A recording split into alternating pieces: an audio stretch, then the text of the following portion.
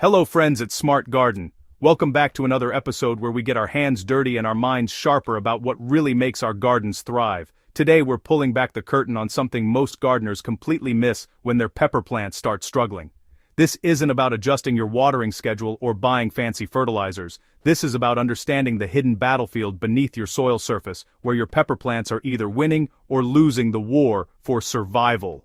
If you've ever stared at a stunted pepper plant wondering what went wrong despite following all the rules, what I'm about to share will fundamentally change how you approach pepper growing forever.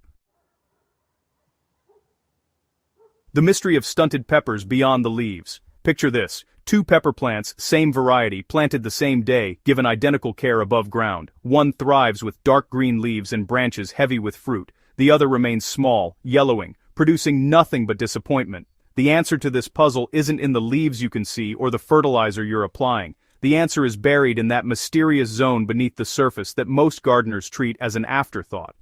When we focus exclusively on what's happening above ground, we're essentially trying to fix a car's performance by polishing the hood while ignoring the failing engine underneath.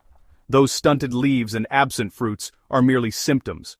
The disease lives in the root zone, and until we address what's happening down there, no amount of surface intervention will save your plants. Unearthing root zone killers. The pH and nutrient dance. Let's start with one of the most overlooked assassins of pepper plant health: soil pH. Pepper plants thrive in a pH range between 6.0 and 6.8, and here's where it gets fascinating.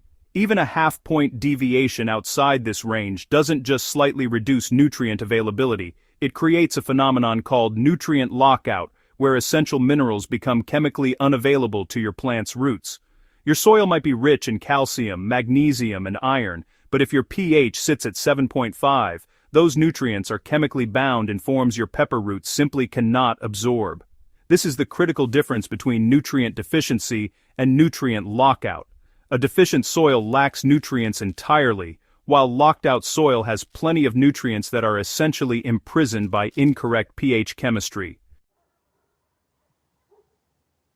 Testing your pH accurately requires moving beyond guesswork. Liquid pH test kits offer reliable results when you follow instructions precisely, mixing soil samples with distilled water and comparing the resulting color to provided charts.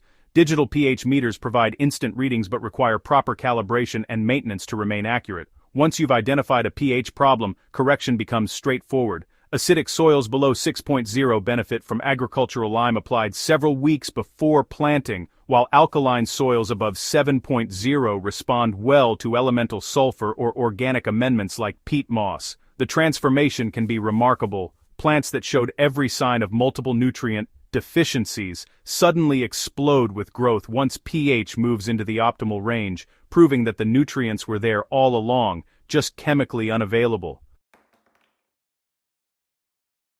Here's something that surprises even experienced gardeners. Roots don't just absorb water and nutrients, they breathe. Root cells require oxygen to power the active transport mechanisms that pull nutrients from soil into plant tissue. When soil becomes waterlogged, air spaces between soil particles fill with water, and roots literally suffocate.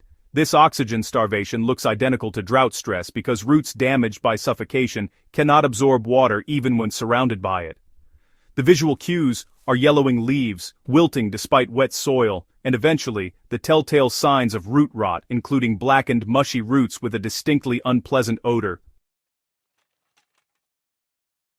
Waterlogging happens for two primary reasons: overwatering combined with poor drainage or naturally heavy clay soils that hold water like a bathtub. In containers, the solution starts with ensuring drainage holes are unobstructed and using potting mixes that contain perlite, vermiculite, or coarse sand to maintain air spaces. For garden beds, particularly those with heavy clay, amendment is essential. Working age compost into the top 12 inches of soil improves structure dramatically, creating channels for both water drainage and air penetration. Consider the difference between squeezing a wet sponge versus squeezing wet modeling clay. The sponge releases water and springs back, maintaining structure. The clay compresses into an airless mass. Your goal is creating soil that behaves more like the sponge, allowing water to move through while maintaining the airspaces roots desperately need. Compaction, pests, and the great root barrier.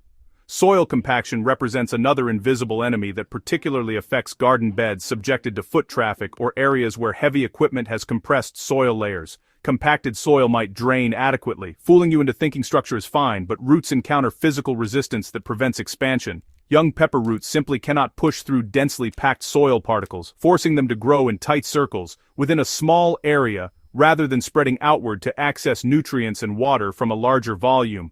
This creates a functional equivalent of being root-bound even in open ground. Below-ground pests add another layer of complexity to root zone problems. Root knot nematodes, microscopic worms that attack roots, create galls and distortions that prevent proper nutrient uptake. Fungus gnat larvae, though often dismissed as merely annoying, actively feed on root hairs and young root tissue. These pests work silently, showing no obvious signs until plants begin displaying the vague symptoms of general decline. Physical barriers matter too. Hardpan layers, where soil naturally compacts into nearly impenetrable sheets several inches below the surface, stop root growth as effectively as hitting concrete. Even the aggressive roots of nearby trees or shrubs can create competition zones where your peppers simply cannot establish territory. Bringing them back. Rescue and revitalization strategies. Rescuing a stunted pepper requires detective work starting with root inspection. Carefully unpot container plants or gently excavate around garden plants to examine root structure. Healthy roots appear white to tan, firm to the touch, and spread outward from the stem. Damaged roots show brown or black coloration, mushiness, or unpleasant odors. Root-bound plants display roots circling the container perimeter in dense mats. This visual inspection guides your intervention strategy. For pH issues, flushing container plants with pH-adjusted water or amending garden soil with appropriate correctives begins the healing process. Waterlogged plants need immediate drainage improvement through repotting and proper mix or garden bed amendment, combined with adjusted watering practices that allow soil to partially dry between irrigations. Root-bound plants require larger containers or garden transplanting with root ball scoring to encourage outward growth. Compacted soil responds to physical loosening combined with organic matter incorporation. Pest problems demand targeted solutions, whether beneficial nematodes for soil pests or appropriate organic treatments for specific threats.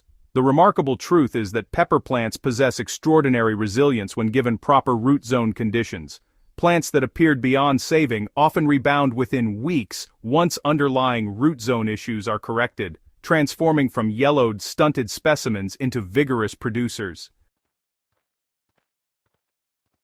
If this guide has opened your eyes to the hidden world beneath your pepper plants, make sure you subscribe to Smart Garden and hit that notification bell so you never miss our deep dives into what really makes gardens succeed. Share this with fellow gardeners who might be struggling with stunted peppers, because knowledge grows when shared. Now get out there and investigate what's really happening in your root zones.